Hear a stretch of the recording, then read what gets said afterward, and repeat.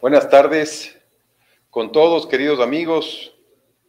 Muchísimas gracias por estar con nosotros, por participar en este live. Les pido antes que nada 1000 disculpas por el retraso. Problemas técnicos nos complicaron un poquito la comunicación, pero ahora ya estamos listos.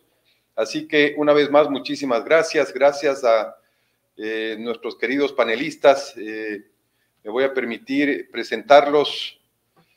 Soñita Vizcaíno, una persona a quien quiero mucho, la conozco por muchos años, es gerente de líneas personales de Tecniseguros.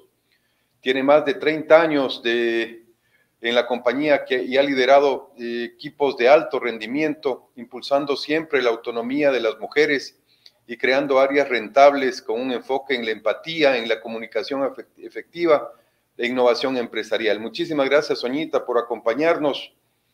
También tengo el gusto inmenso de presentar a Esteban Vargas, quien es su gerente de la consultora Actuaria. Con más de 10 años de experiencia, ha brindado asesoría actuarial y financiera en seguros y medicina prepagada, desarrollando modelos de tarificación y aprobando más de 500 notas técnicas de informes para diversas empresas e instituciones del mercado. Muchas gracias, Estevitan, por acompañarnos.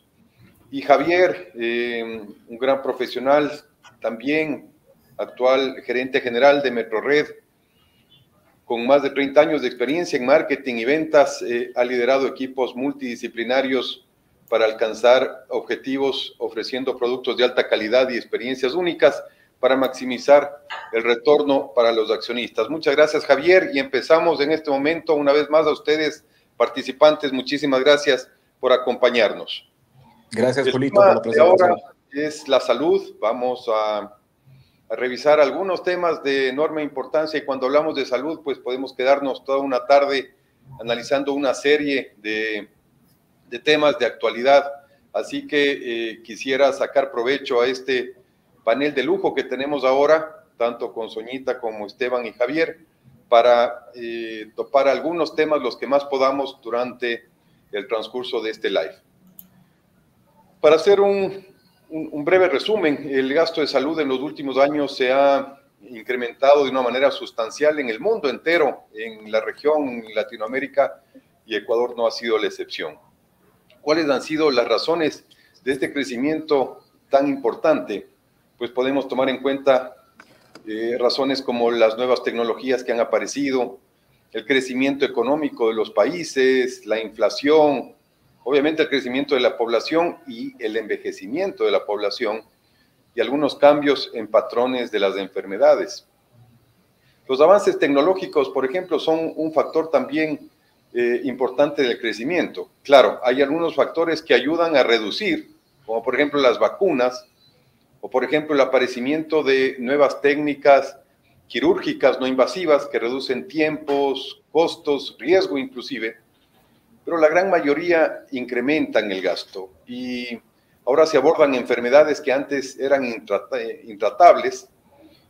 Nuevos medicamentos, por ejemplo, contra el cáncer, han aparecido, y todo esto influye en el incremento del costo, así como la evolución de las enfermedades, como el aparecimiento y el incremento de las enfermedades crónicas y enfermedades degenerativas, los patrones de las enfermedades, y algo que viene de la mano con lo que pasa en el mundo, los riesgos ambientales, el riesgo climático, la cantidad de los productos, la calidad de los productos alimenticios, etcétera. Esto como un antecedente de lo que ha pasado en la salud y en el incremento del gasto en su atención.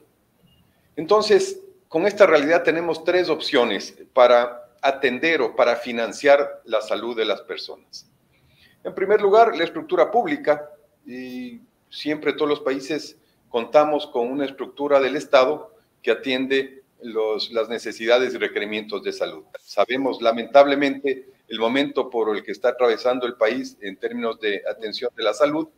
Sabemos que hay un alto índice de ineficiencia, poca oportunidad en la atención, así que tenemos una segunda opción. La segunda opción es el autofinanciamiento, el atender estos costos con recursos propios, pero cada vez es más difícil. Nosotros somos un país de clase media, media baja, socioeconómicamente hablando, y cada vez se complica más atender estos requerimientos por los altos costos que presentan. Y la tercera opción, que es la que nos involucra a nosotros, es contratar planes privados en las diferentes compañías de medicina prepagada.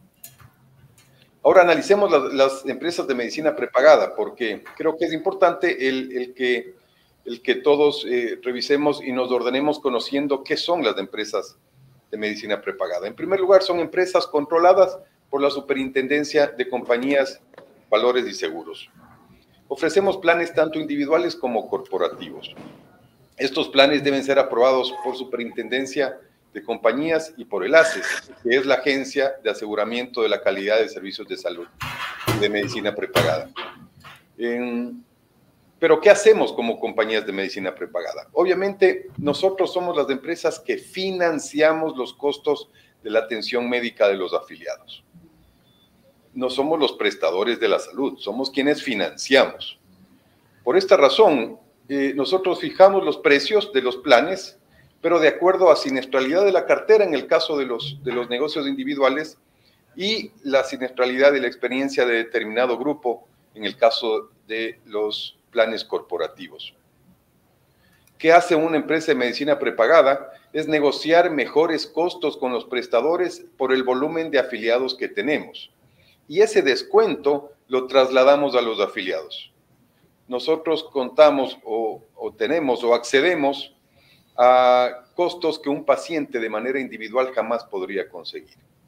Ese es un gran diferenciador de lo que nosotros hacemos con nuestros planes. Y nos basamos en condiciones que firmamos en conjunto con nuestros afiliados, basados obviamente en protocolos de los diferentes diagnósticos, en temas relacionados con pertinencias, con prácticas profesionales establecidas, etc. Eso como un antecedente para abrir este conversatorio y empezamos entonces. Una vez más, muchísimas gracias por acompañarnos. Vamos a empezar con Estevita Vargas con la primera inquietud. Esteban, la Superintendencia de Compañías y el ACES, dentro de las condiciones que fijan para aprobar los diferentes planes y autorizar su comercialización, exigen la elaboración de notas técnicas que resultan de cálculos actuariales. ¿Cuáles consideras tú, Esteban, que son los factores que más inciden a la hora de calcular un rango de precio de un plan de salud? Muchas gracias, Julio. Bueno, buenas tardes a todos. Muchas gracias por la invitación. Un saludo a todos los que nos escuchan, a los que nos ven. Sí, bueno, el primer punto exacto es qué es esto de la tarifa, qué es esto de las notas técnicas, incluso qué es esto de los actuarios. Yo diría como para partir sobre cómo se calcula o cómo se llega a una tarifa, partimos como hay una gran diferencia versus cualquier otro negocio. Entonces partimos desde un gasto, digamos, de giro de negocio, que en el caso de una compañía de medicina prepagada es justamente tomar un riesgo. O sea, la medición parte de cómo nosotros determinamos un riesgo. Y de ahí, como cualquier otra compañía, pues vamos a tener distintos gastos, como los gastos administrativos, sueldos, el gasto en edificio, arriendos, etcétera. También ahí suele haber un gasto de ventas y finalmente, pues, al ser una compañía hay una utilidad deseada. Las notas técnicas se enfocan sobre cuánto debería costar estos servicios, y estos servicios son, como lo decía Julio, por normativa regulados mediante una nota técnica, porque la medición del riesgo es algo muy distinto a cómo se lo hacen en el resto de giros de negocio. Entonces, ¿qué es importante para esto? Pues la idea es que la tarifa está muy atada al riesgo. O sea, el riesgo viene a ser algo que involucra dos cosas. Por un lado, una probabilidad de ocurrencia, es decir, algo que yo no sé si es que va a pasar o cuánto va a pasar. Y por otro lado, también un gasto, algo que va a costar. Tiene que ser algo reflejado en un gasto. Ahora, ¿cuál es la realidad? Por una normativa, la manera de separar o de cómo yo tarifico puede ser visto mediante dos factores principales. Son muy importantes. Por uno, el género, es decir, hombres, mujeres, y por otro lado también la edad. Entonces, se sabe, yo creo que es lógico para muchas de las personas, que a mayor edad pues suele haber un mayor riesgo, mayor necesidad de atención médica, y eso hace que exista una prima mayor. Pero por otro lado hay un montón de factores importantes como lo son también el tipo de beneficio o el tipo de plan al que estoy accediendo. Mencionaba Julio que hay los planes corporativos, los planes individuales. Entonces, una medición de este riesgo es muy importante. Después viene toda la relación con los proveedores, porque cómo funcionan estos seguros, por lo general yo me atiendo en donde un proveedor que suele ser independiente de la compañía o de la aseguradora, compañía de medicina prepagada, y yo también tengo una relación, como lo decía Julio, que me permite acceder a mejores prestaciones y mejores beneficios que los que yo podría acceder por mi propia cuenta. Entonces, de esa manera, yo logro ponderar de alguna manera este riesgo en el que estoy pagando algo a cambio de tener esa tranquilidad, esa paz de saber que en situaciones complejas donde mi salud se ve en riesgo, yo pueda estar debidamente respaldado y eso no me va a afectar financieramente. Perfecto, Esteban, muchísimas gracias. Creo que es muy claro lo que has mencionado con respecto a la hora de fijar los precios de los diferentes planes. Soñita, por favor, por las razones antes planteadas, los costos definitivamente se han incrementado. Obviamente esto lleva a que muchas veces la siniestralidad de los planes se incrementen. ¿Y cuál consideraría usted que es el rol del corredor con los clientes corporativos especialmente para mantener una siniestralidad aceptable y evitar incrementos de precios todos los años? Bueno, muchas gracias, Julito. Perdón. Gracias por esta invitación. En realidad, desde el lado del corredor, es súper importante estar muy cercano con el cliente. Los clientes corporativos, evidentemente, tienen un presupuesto y se ha designado como uno de los beneficios más importantes para los colaboradores el seguro médico privado, precisamente por lo que usted bien comentó en el inicio. Probablemente el seguro público todavía no es una opción y por lo tanto en las empresas esto se ve como un beneficio. Es súper importante tener una cercanía con el cliente, hacer que nuestro cliente corporativo nos pueda transparentar y nosotros podamos transparentar cómo funciona la parte solidaria del seguro, porque evidentemente tiene que ser así. Y también lo que usted bien ha mencionado, la verdad es que nosotros todavía estamos en un país en donde todas estas mejoras tecnológicas, en donde la medicina, el cambio de la medicina, nos va llegando poquito a poco con un costo supremamente alto.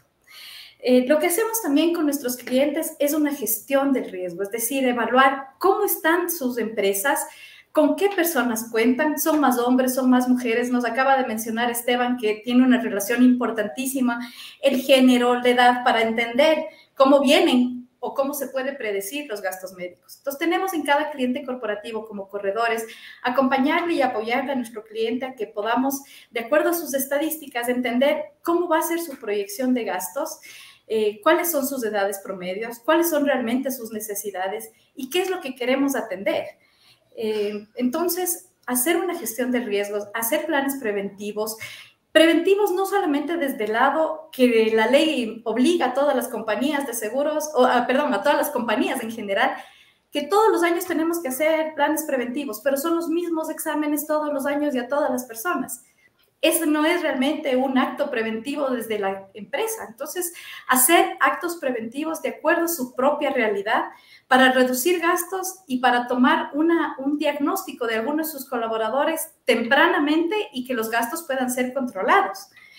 Hacer un seguimiento, un monitoreo continuo, principalmente nosotros desde el lado del conocimiento del mercado, darles sugerencias alternativas y lograr cada vez un equilibrio entre el costo y entre la siniestralidad, porque evidentemente pareciera que en el nivel corporativo está mal decir que la compañía de seguros debería tener una utilidad, pero eso es también parte de su fin, así que hay que entender que mientras la compañía de seguros, mientras el cliente gane, los dos ganen, va a ser un beneficio sostenible en el tiempo para las dos partes.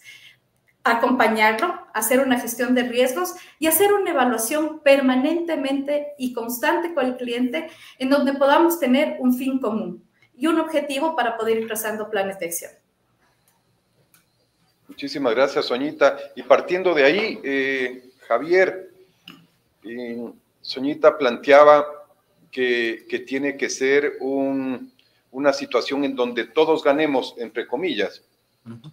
Y creo que esa es la perfección a la que deberíamos nosotros llegar y encontrar ese equilibrio en donde tanto el prestador médico como el afiliado, la compañía, cumplamos los objetivos, que es que el afiliado tenga una muy buena, oportuna atención de la salud, en los niveles contratados, bien asesorado con una muy buena empresa de prestación médica, en fin, ese es un punto que digamos que sería la perfección.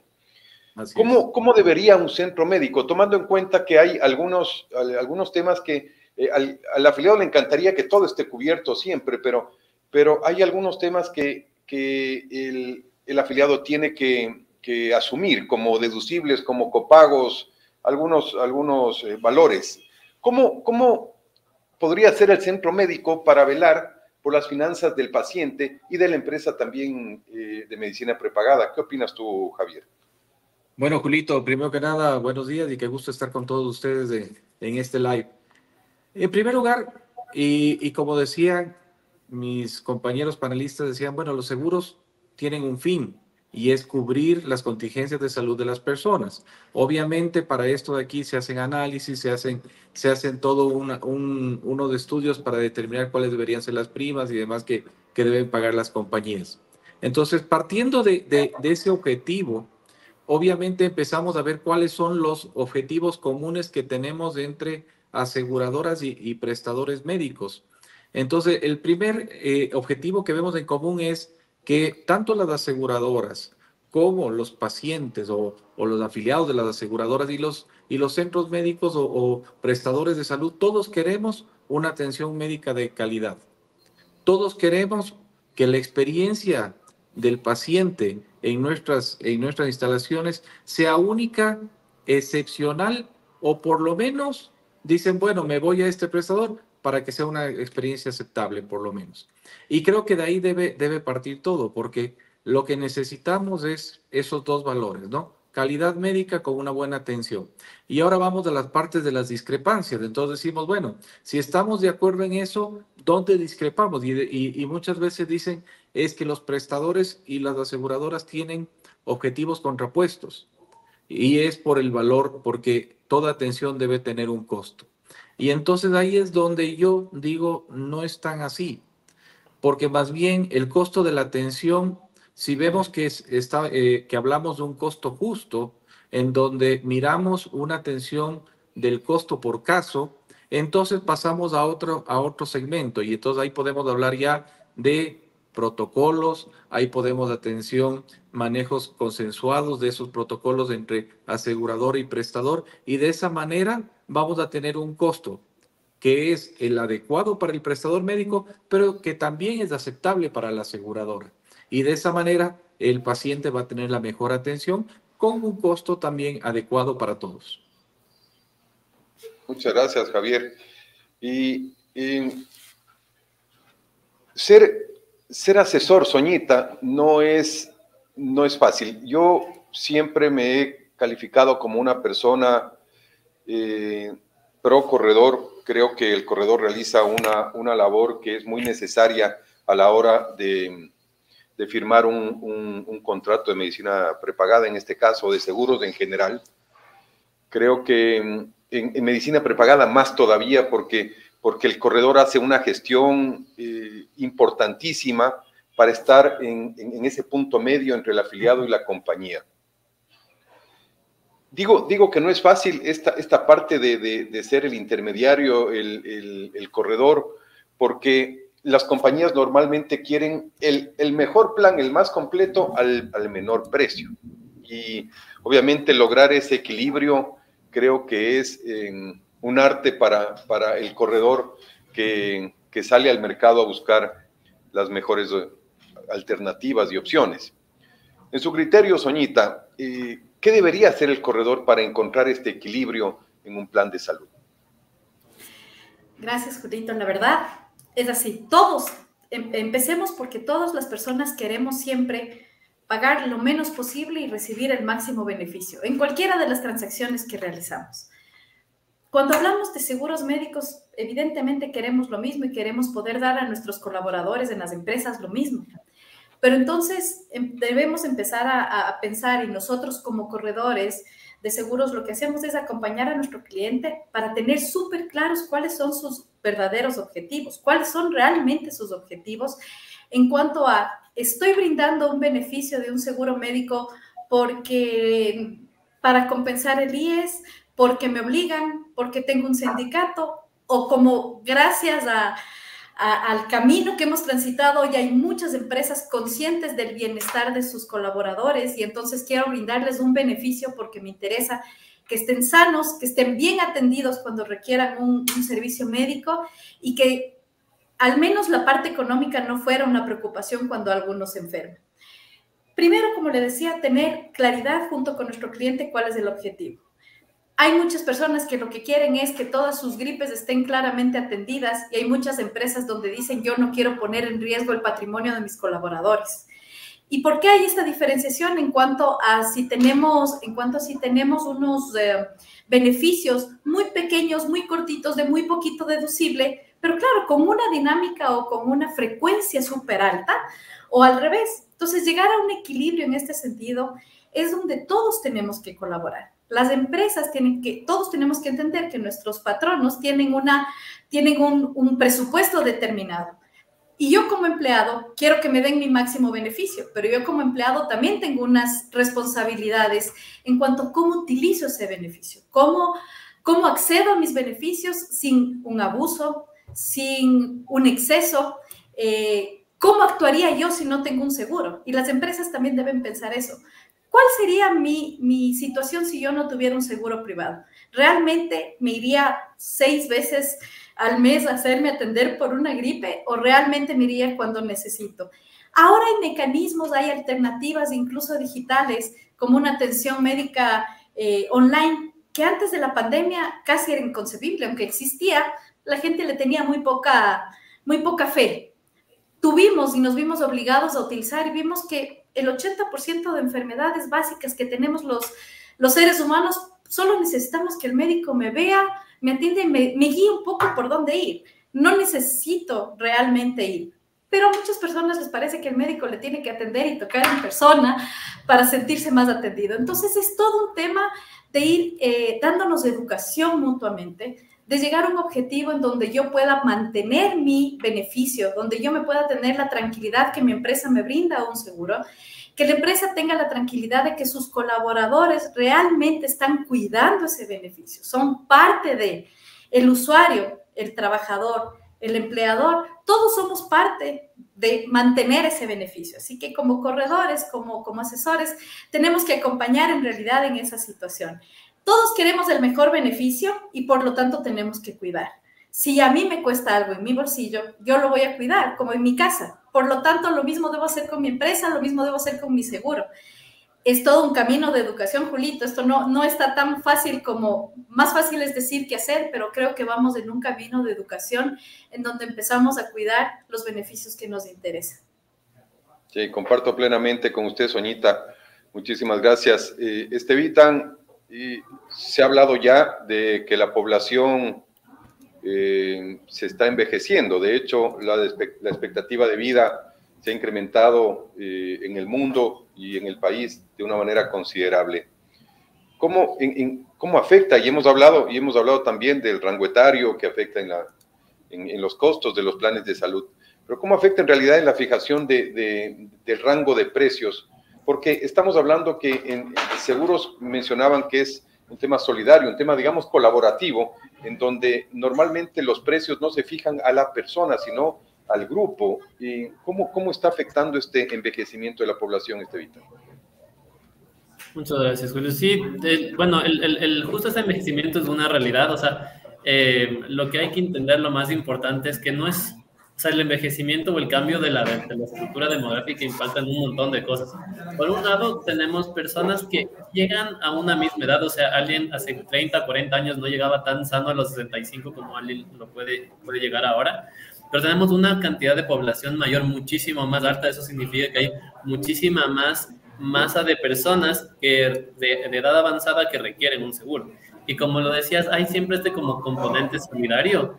Entonces, de alguna manera, a veces depende de cómo estén fijadas las tarifas, los jóvenes pueden, por un lado, como auspiciar a un poco más a los mayores, pero cuando esta realidad cambia, suceden algunos imprevistos, y ya la realidad va a ir cambiando. Entonces, ¿qué es lo que es importante? Primero, saber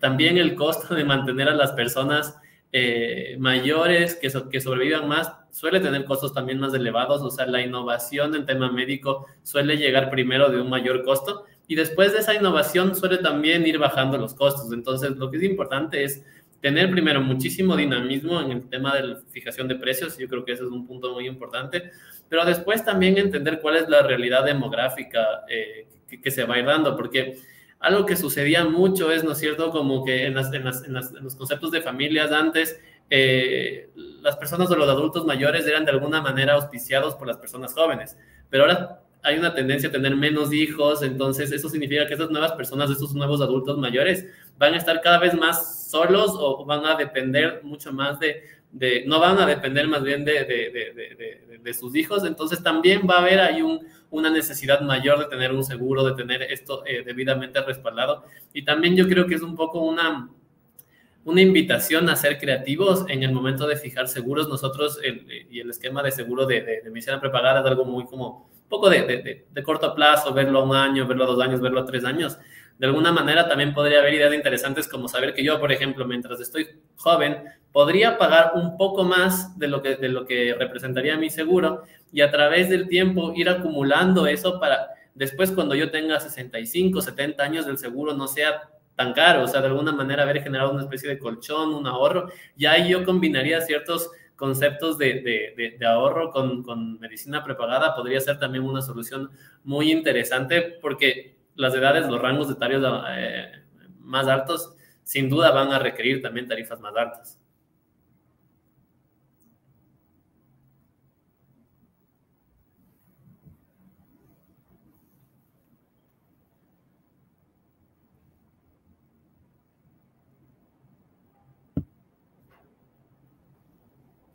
En cuanto a personas de la tercera edad. Así que creo que es un tema en el que debemos trabajar, y trabajar mucho en innovación, como tú mencionas, y en creatividad. Javier, tú mencionabas algo de los protocolos. Creo que es un tema importantísimo el tema de protocolos. En algún momento conversábamos contigo de las diferencias en ciertas escuelas científicas que también marca una diferencia en los criterios de un médico de otro. Y existen protocolos, pertinencias médicas, posologías de medicamentos, vademécum, no sé, una serie de factores y de información que creo que es importante conversar, porque se pueden dar muchas diferencias a la hora de afiliado, prestador médico, compañía de medicina prepagada. ¿Qué opinas tú de este tema, Javier? Así es, mira, cuando muchas veces en conversaciones con las aseguradoras dicen, bueno, pero es que no todos los médicos tienen el mismo abordaje para tratar la misma enfermedad. ¿Por qué es eso de ahí? Entonces existen muchas corrientes médicas, muchas escuelas médicas, y esto de aquí hace que existan algunas pequeñas diferencias en cómo los médicos abordan diferentes casos. Entonces, sin embargo, algo que sí lo vemos nosotros en Metrored todo el tiempo es que todos los casos pueden ser protocolizados para el manejo de un paciente. Entonces, sí podemos llegar a protocolos médicos, sí podemos llegar a unos estándares de atención en donde podamos estar de acuerdo aseguradora y prestador médico. ¿Cómo poder mejorar esos protocolos y cómo mejorar esos procesos? Mediante las auditorías. Tanto las aseguradoras como los prestadores médicos tenemos nuestros procesos de auditoría permanente y constante que nos permite 2 cosas: enriquecernos de las distintas corrientes médicas para poder discutir el cómo tratar de la manera más eficiente a un paciente, y de esa manera modificar eventualmente los protocolos para que podamos tratar de una manera más eficiente en la atención, pero sin perder la calidad médica y sin perder también sin perder de vista lo que significa la necesidad del paciente, que es una respuesta rápida e inmediata para atender su salud. En este sentido, pues básicamente ustedes identifican protocolos que pueden ser optimizados, nosotros identificamos protocolos de ser optimizados, y lo más importante es llegar a un acuerdo. Decir, este es el protocolo que vamos a utilizar para atender este tipo de patología, y con eso, pues simplemente a partir de ahí, lo que vamos haciendo es monitorear que se está cumpliendo el protocolo y por lo tanto tener ese costo justo para el paciente, para la empresa que paga muchas veces los seguros, para la aseguradora y para el centro médico. Perfecto, muchas gracias, Javier. Soñita,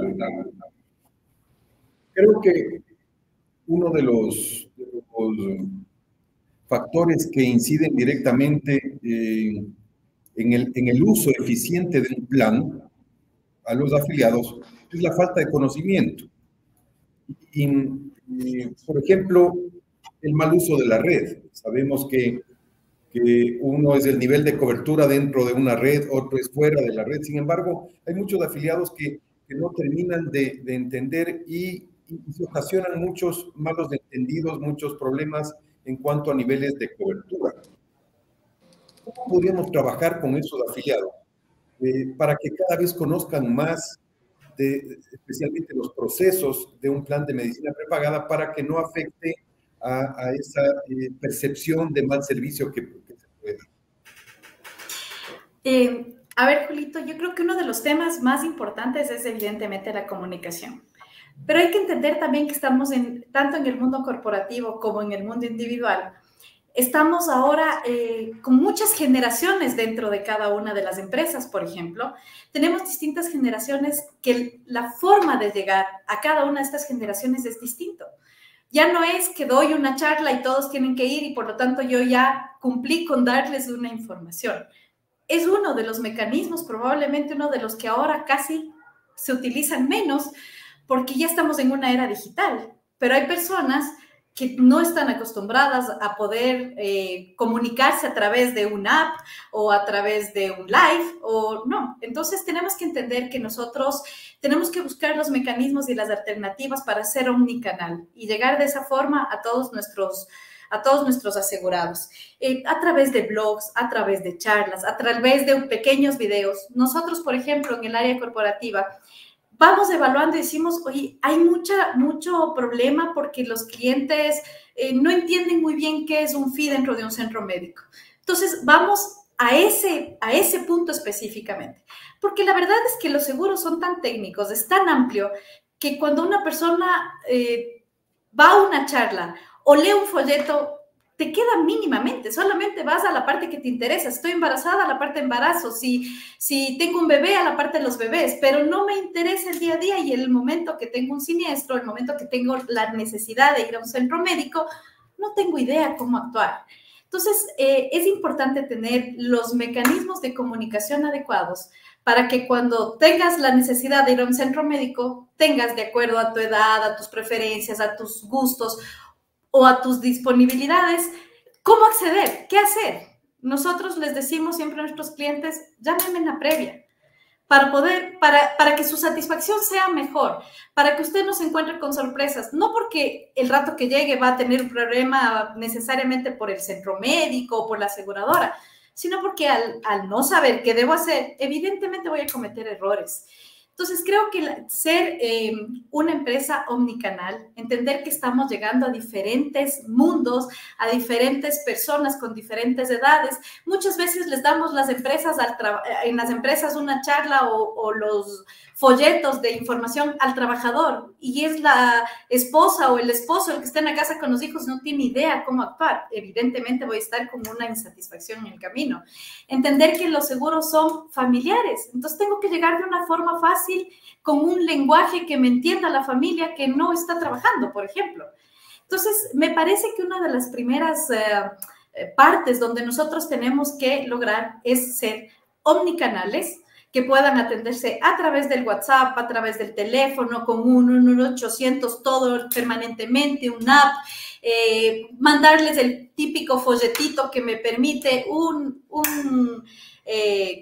magneto para la refri para que tenga un teléfono donde preguntar.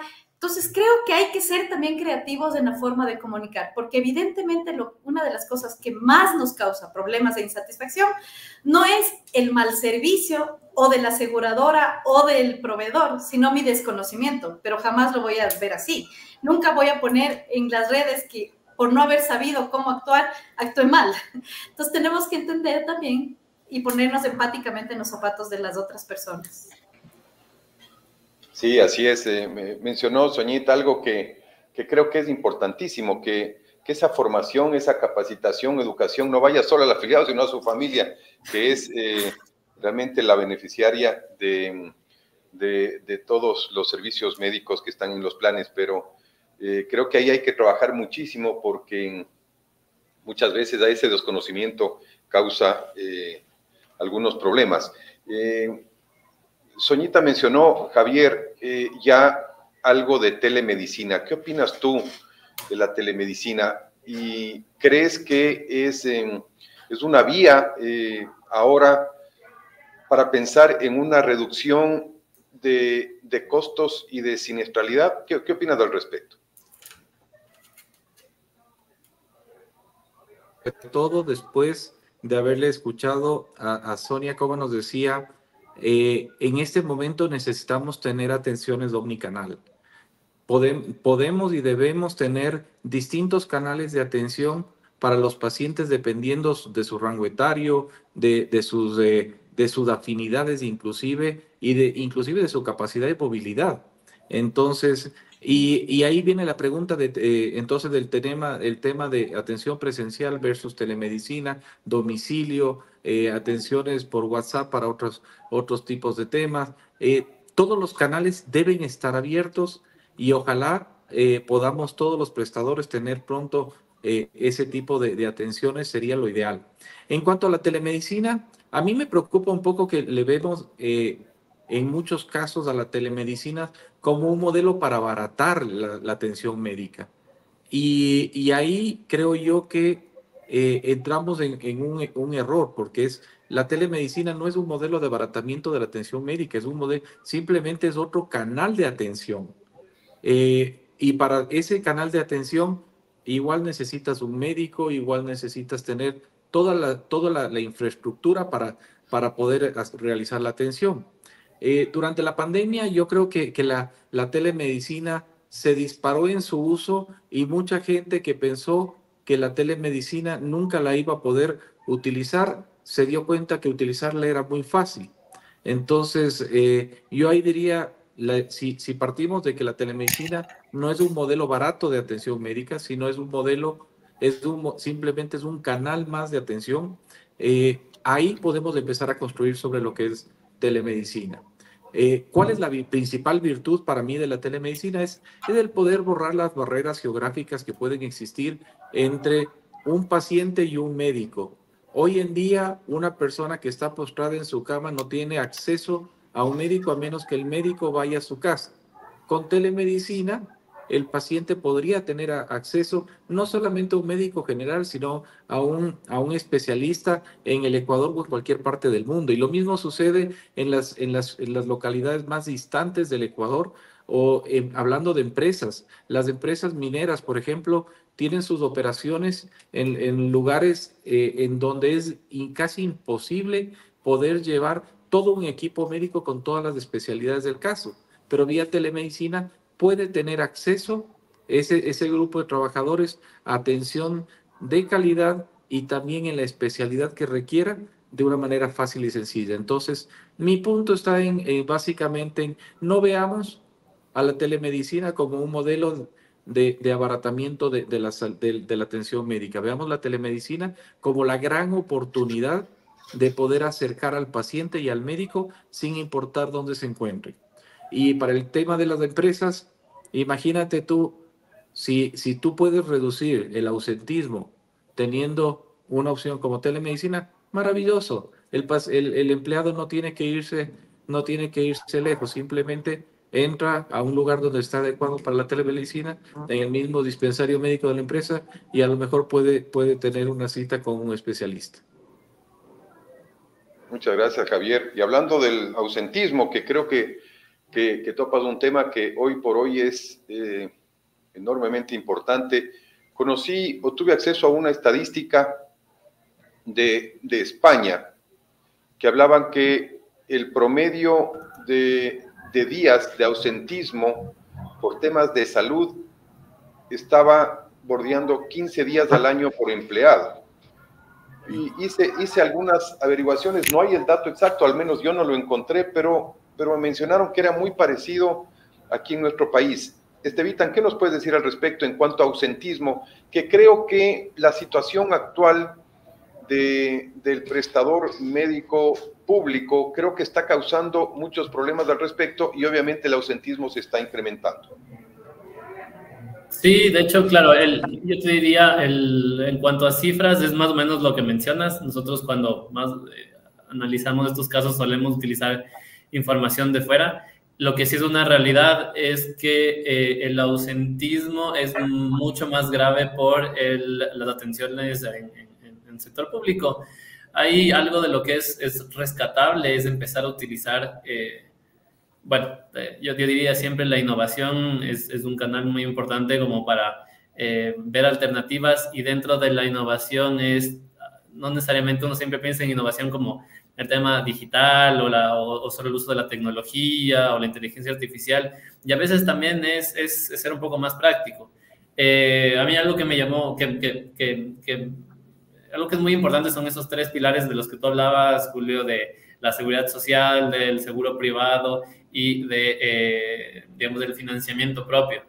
Entonces, sí es o sí sería ideal, no creo que pase pronto, pero sí empezar a ver que de alguna manera el manejo del seguro privado sí es una opción bastante óptima, es muy eficiente. Entonces, empezar a ver estas figuras público-privadas de una manera que se entrelacen y que funcionen muy bien sería una gran solución a eso, porque como lo decía Sonia, el tema preventivo es muy importante, pero igual, como lo decía, ese preventivo eficiente, no ese preventivo de simplemente tachar como un checkbox de que sí, hice ya mi chequeo preventivo y que por eso voy a estar en mejor salud, no, sino realmente verlo como desde un punto de vista eficiente.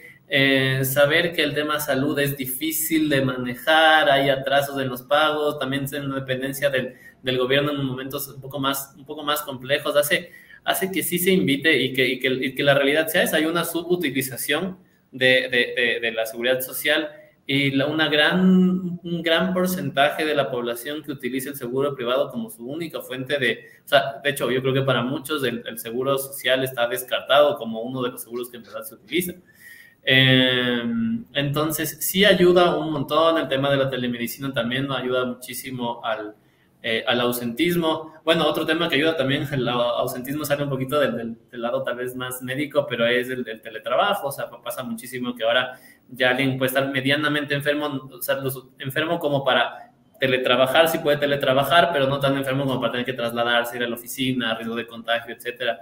Entonces son estas diferencias que están ocurriendo ahora, que hay que estar como preparados para salir con soluciones, y también viendo lo mucho que ha cambiado la realidad a raíz de eso, también del esquema híbrido, en el que muchas de las enfermedades también han cambiado un poco. Al momento de estar en mi casa, mucha gente que teletrabaja también tiene otra realidad en cuanto a su morbilidad. Entonces, sí hay que estar bastante pendientes y reactivos, digamos, a lo que está sucediendo en el mundo.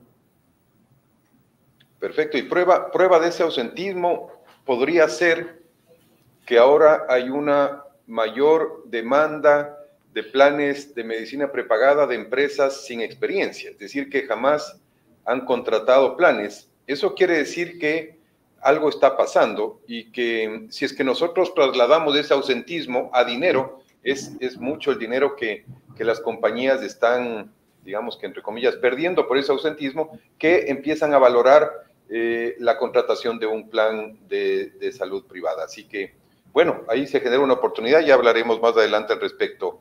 Y se me viene a la mente algo, Soñita, que de todos estos temas que hemos estado hablando, lo que está pasando con la salud mental. Creo que ahí hay un cambio enorme de lo que era hace 10, 15, 20 años, ni se diga, a lo que es ahora. ¿Cómo, qué tan necesario es ahora que los planes cuenten con servicios de atención de la salud mental, de nutrición, de bienestar? ¿Qué opinas, Soñita? Bueno, la verdad es que yo creo que tenemos un antes de pandemia y un después de pandemia en muchos de los sentidos. Como decía Esteban, el teletrabajo creo que a partir de la pandemia cambió nuestras vidas y nos permitió demostrar en muchas de las industrias, en muchas de las empresas que podíamos ser eficientes haciendo un home office que antes era medio inconcebible. ¿Por qué voy a eso? Porque la pandemia también reveló muchas otras situaciones y una de esas situaciones que reveló es que la salud mental es importantísima, es básica, nunca se le ha dado una importancia. Las personas en general te dicen, bueno, tienes que hacer ejercicio, comer bien y dormir y con eso estás bastante bien. Sí, efectivamente es una de las partes lógicas para estar bien. Y digo lógicas porque comer bien, hacer ejercicio, evidentemente nos va a ayudar y eso sabemos todos, pero nos han tenido que ir taladrando en la cabeza que el ejercicio y la alimentación son básicas para tener una vida sana y tener una buena vejez. Pero la salud mental se ha dejado de lado, siempre fue un tabú, mucha gente todavía tiene susto de hablar porque son temas que uno no los evidencia. Y yo creo que hablando de temas preventivos, en el tema de salud, a nivel de las empresas que ahora estamos mencionando, es muy importante que las empresas empecemos a hacer una acción preventiva cuidando la salud mental de nuestros colaboradores y haciendo hábitos de vida diferentes. No me sirve, nuevamente, como la comunicación, no me sirve que mi colaborador esté mentalmente muy bien ubicado si su familia tiene un problema de salud mental, porque esto es en cadena. Esto es una forma de vida. Hay que entender que la salud mental es una enfermedad, es un diagnóstico como cualquier otro. Hoy por hoy las compañías de medicina prepagada, las aseguradoras y en general no tienen una cobertura porque no existen, así como en la salud física, los protocolos que mencionaba Javier son muy fáciles de establecer. En la parte de la salud mental no todavía. Y por lo tanto, tampoco podemos decir hasta esto te cubro, esto es mucho, lo acostumbrado y razonable en el mercado, porque tampoco sabemos cuánto es eso. Y entonces hay mucho todavía que trabajar por ahí. ¿Deberían las compañías de seguro cubrir porque es una enfermedad? Sí, muy costosa además, probablemente tan costosa como una enfermedad catastrófica. Sin embargo, sí podemos hacer cosas preventivas, como entender que hay muchas cosas alrededor de una persona que requieren que estés físicamente o con tu bienestar completo. Y estamos hablando, cuando hablamos de bienestar y nosotros como asesores estamos trabajando mucho en el tema de bienestar de nuestros clientes, porque el bienestar no es solamente estar con deporte y con alimentación. Es básico, es importantísimo, tienes que hacerlo, pero tener una buena salud, estamos hablando de cuidar tu mente, de cuidar tus hábitos, de que tú puedas estar integralmente con tu familia adecuado, de que socialmente también estés cuidado, tengas un bienestar social. La parte de la pandemia, la parte de haber hecho un teletrabajo, de ser híbridos, también nos causó una separación de nuestras condiciones sociales. Y eso también es un problema y tenemos que cuidar, no tenemos que ir a los extremos. Nuevamente, el deporte en extremo ya se vuelve peligroso, ya tenemos otro tipo de incapacidades, otro tipo de diagnósticos. Me genera estrés tener una vida activa al máximo físicamente hablando. Me genera estrés hacer una dieta súper restrictiva.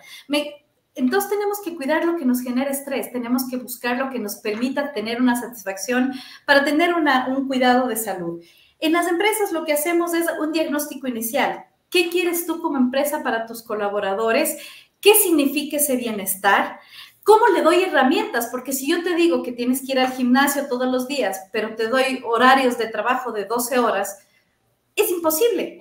O si es que el gimnasio cuesta $200 y obviamente o pago el gimnasio o pago el seguro privado, es imposible. Entonces tenemos que ayudar también a brindar las herramientas adecuadas y entonces está la tecnología y los audiolibros y el entender que incluso el darte tus 15 minutos diarios de respiración, de meditación y de soledad absoluta para que puedas conectarte contigo mismo, te va a ayudar en tu salud mental y el de tu familia. Creo que es un proceso. Estamos ya hablando de la salud mental y eso es bastante bueno porque dejó de ser un tabú. Y a mí no me da vergüenza decir que alguien tiene un problema de salud mental. Antes ni siquiera te lo contaba. Es más, hasta cuestionábamos si le veíamos a una persona un poco cabizbaja y meditabunda. Cuando ahora más bien nos tenemos que preocupar y más que preocupar nos tenemos que ocupar de una forma preventiva para que eso realmente no llegue a desencadenar un problema gravísimo con desenlaces muy, muy graves como conocemos. Entonces creo que hay muchísimo camino por transitar, creo que hay que hacer una cultura de salud mental a través de las empresas, que creo que es el primer camino, porque tenemos la suerte de poder llegar de esa forma de comunicación y hacer una forma de vida, el cuidado mental de nuestros hijos, de nuestros cónyuges, de nuestros compañeros, y empezar por un camino y trazar un plan de acción. Muchas gracias, Soñita. Se estima ahora, si no me equivoco, que el porcentaje de la población ecuatoriana mayor de 65 años, de la tercera edad, creo que es un poquito menor del 8%. Eso quiere decir que hay más de 1 millón de personas de la tercera edad en el país y se estima que en los próximos años llegará a 1,5 millones, 1,600,000 personas. Javier, ¿tú qué aconsejas o qué recomiendas para que esta población pueda acceder a unos controles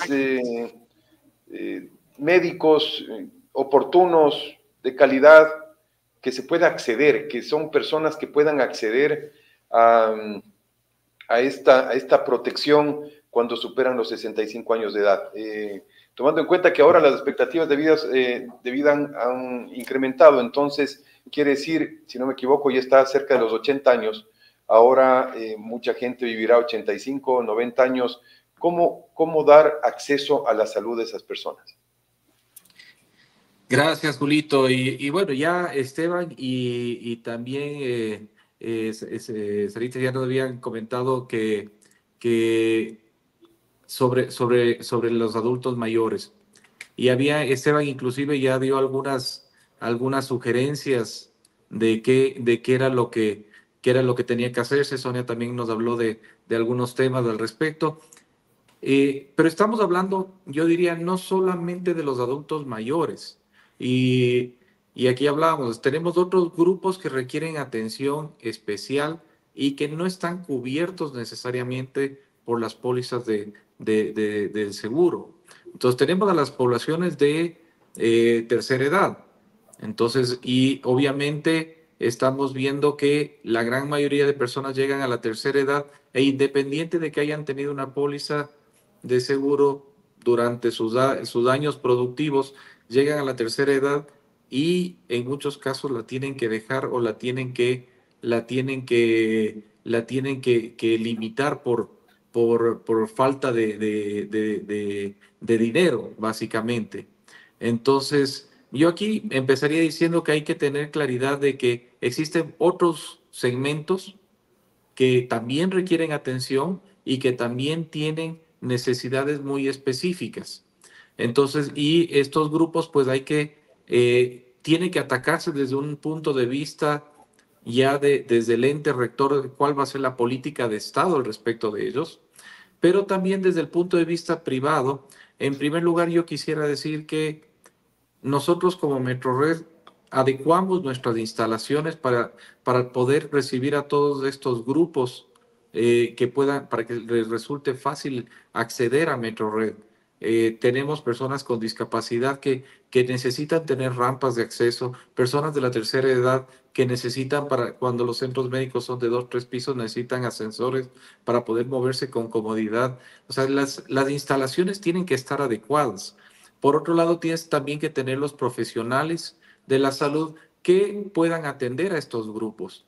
Ya vemos que hay especialidades para niños, especialidades para adultos, y estamos viendo también que la tercera edad requiere también de especialistas.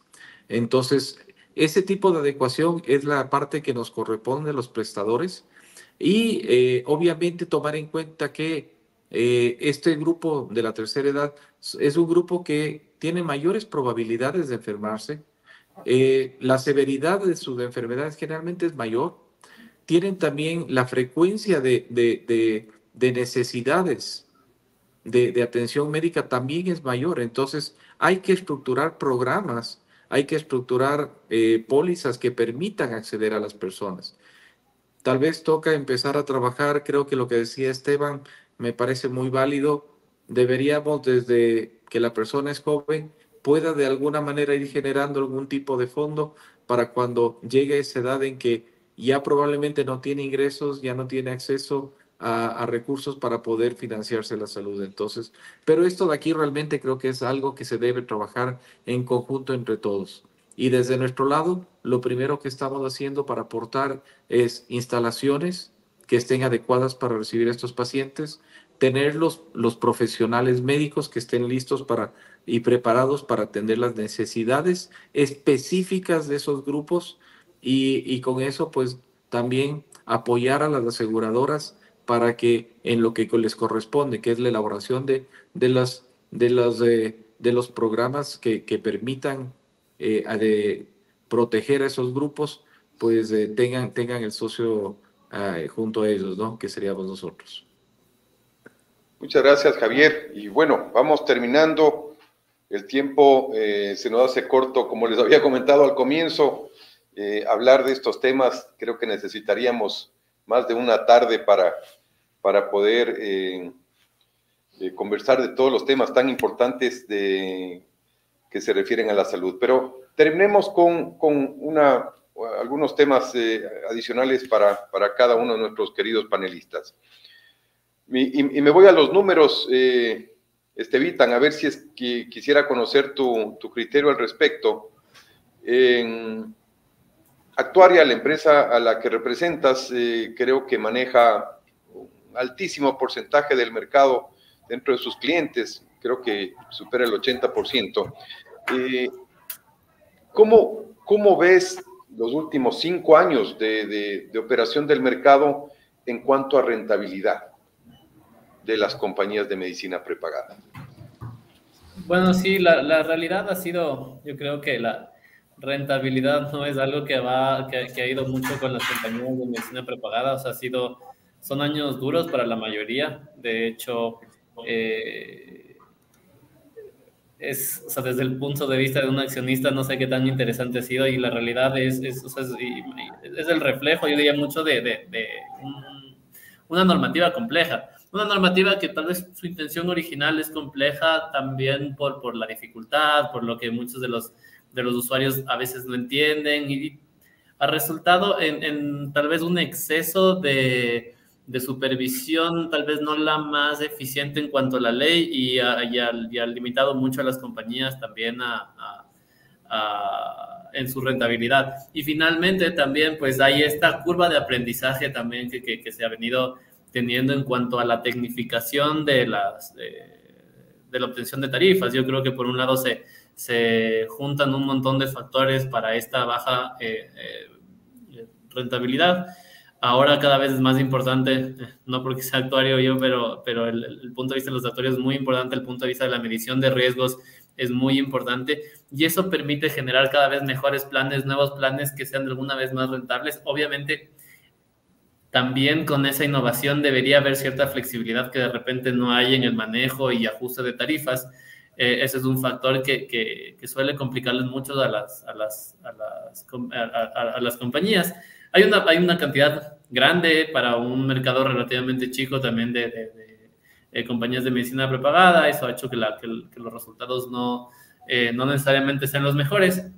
Y también es un reflejo, diría, del tipo de seguro que se tiene. Los corporativos por lo general suelen ser de bastante volumen, pero tienden a tener una siniestralidad muy, muy alta y rentabilidad muy, muy baja.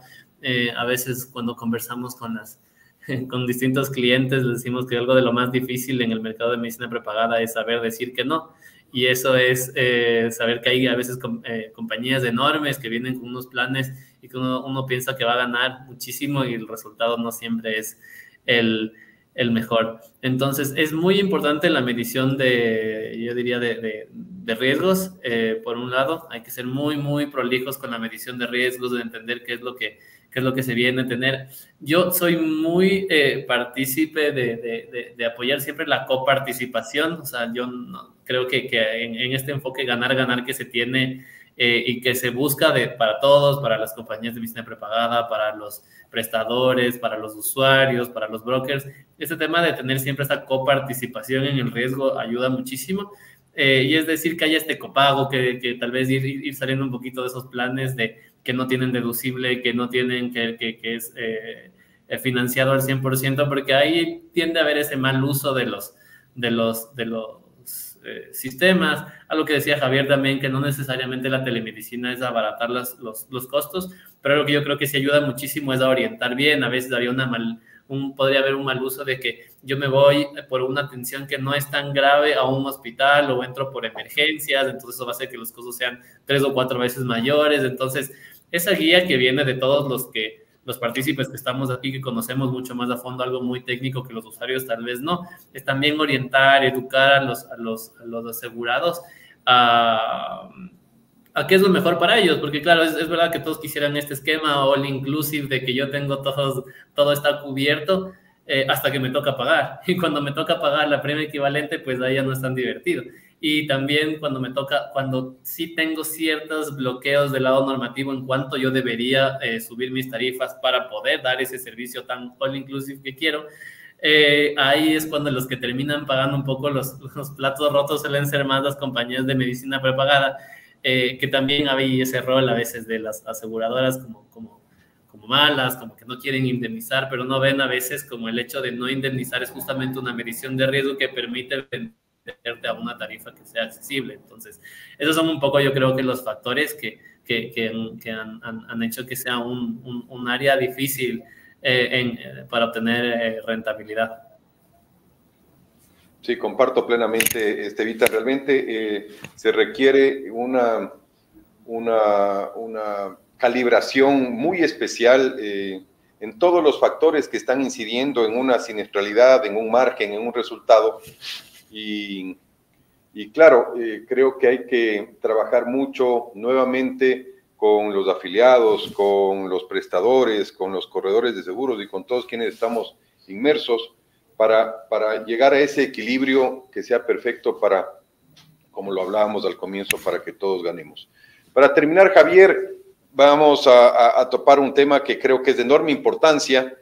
Lo dejé para el final porque creo que en esto nos hubiéramos enfrascado muchísimo, y es referirnos a personas que padecen de enfermedades crónicas no transmisibles.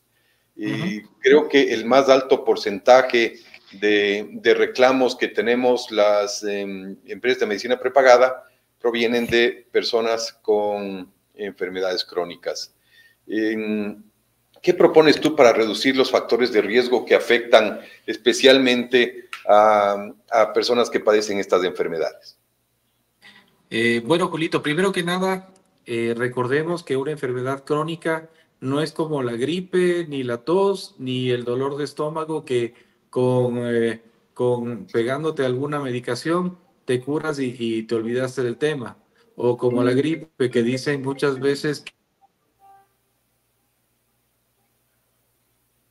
que te curas con 7 días de tratamiento médico, o también esperándote 7 días. Así que realmente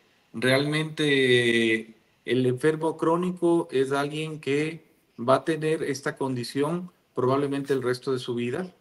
Y ahí lo primero que diría es, todas las personas que tenemos antecedentes familiares de enfermedades crónicas deberíamos, con cierta frecuencia, una vez al año, una vez cada 2 años, hacernos un examen general que nos permita identificar cuál es nuestro estado general de salud. Si nosotros podemos identificar cuál es nuestro estado general de salud, también vamos a poder detectar de manera temprana estas enfermedades crónicas que eventualmente nos pueden pasar a todos. Ahora, ¿qué pasa si una persona ya está diagnosticada con una enfermedad crónica? Lo primero que tiene que hacer esa persona es pasar a un programa de monitoreo y de acompañamiento.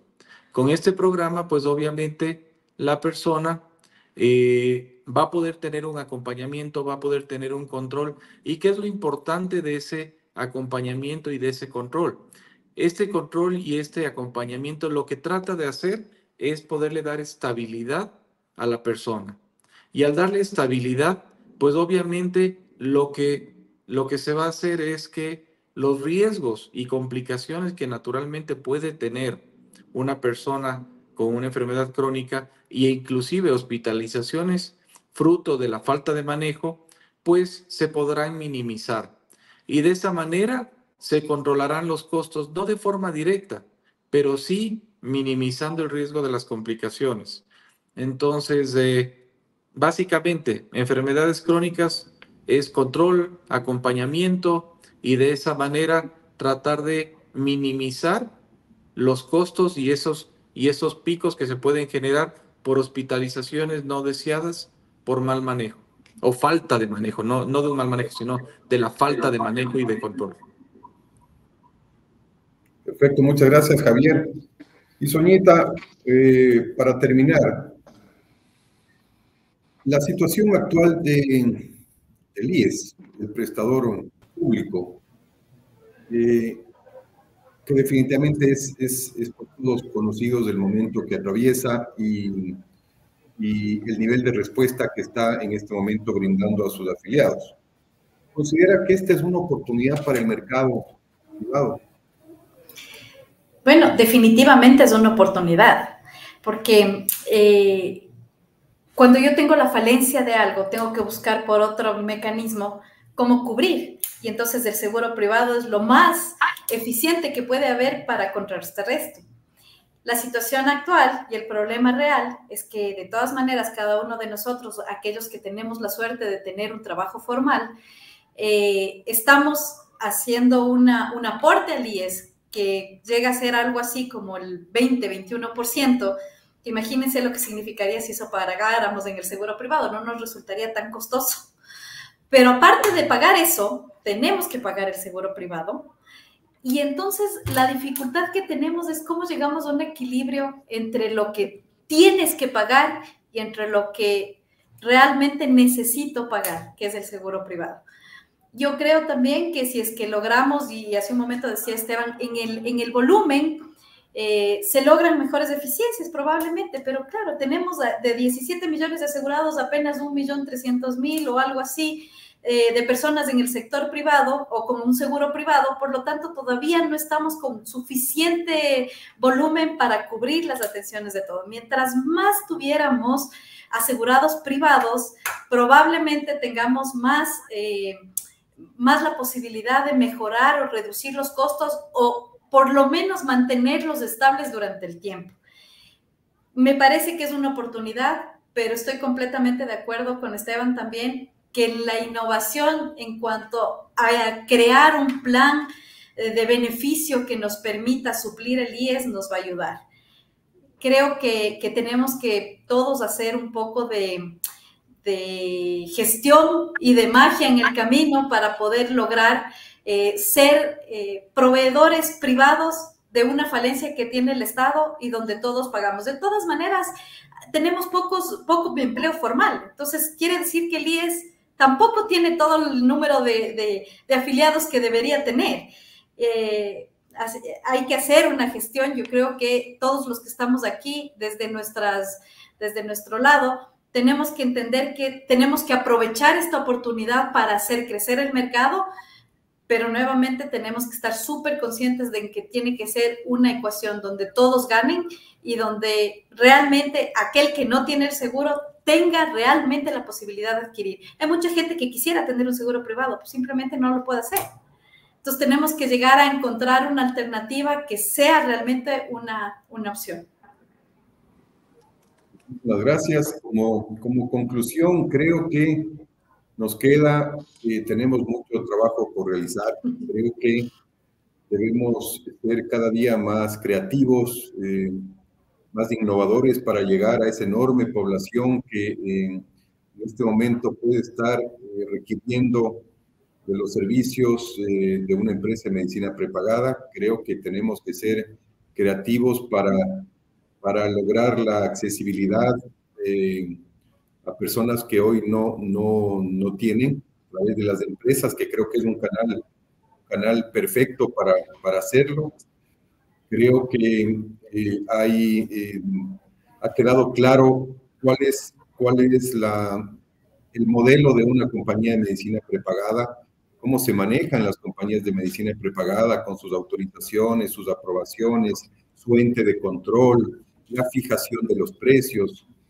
Y por otra parte, que pese a que en algún momento hay criterios diferentes, no son las compañías de medicina prepagada lo enormemente rentables que puede pensar el público y que puede pensar el mercado en general.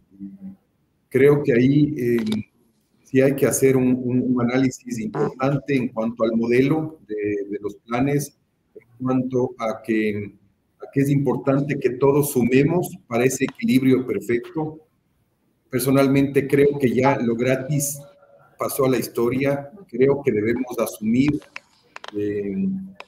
y complementar y compartir para que realmente sea exitoso los modelos de medicina prepagada y podamos tener una salud durante muchísimos años, una salud oportuna, de calidad y a precios accesibles. Creo que de eso se trata. Por otra parte, mientras más afiliados tenga el mercado, mejores condiciones vamos a tener, porque es un tema de grandes números. Mientras el universo sea más grande, pues podemos acceder a mejores precios y de eso se trata. Creo que ese es el mensaje. Quiero agradecer a algunas personas que nos escribieron. Lamentablemente el tiempo ya no nos da, pero nos vamos a comunicar con ellos. Melissa, muchas gracias. Sandrita, Denise, Jimmy, María Fernanda y a todas las personas que nos han escrito con sus preguntas y sus comentarios. Muchísimas gracias por estar presentes, por compartir con nosotros, por participar de este conversatorio y muchísimas gracias, Soñita, por su participación. Estevitan, Javier, muchísimas gracias. Ustedes saben el aprecio enorme que les tengo, la admiración profesional muy grande que les tengo por todo lo que han sido sus carreras profesionales. Así que una vez más, muchísimas gracias. Gracias también. Gracias a los panelistas también. Muchas Bueno, gracias a todos. pasen bien, Sonito, Esteban, Julito, un abrazo grande. A ti, Javier, muchas Gracias. gracias. Que estén muy bien. Hasta luego. Adiós.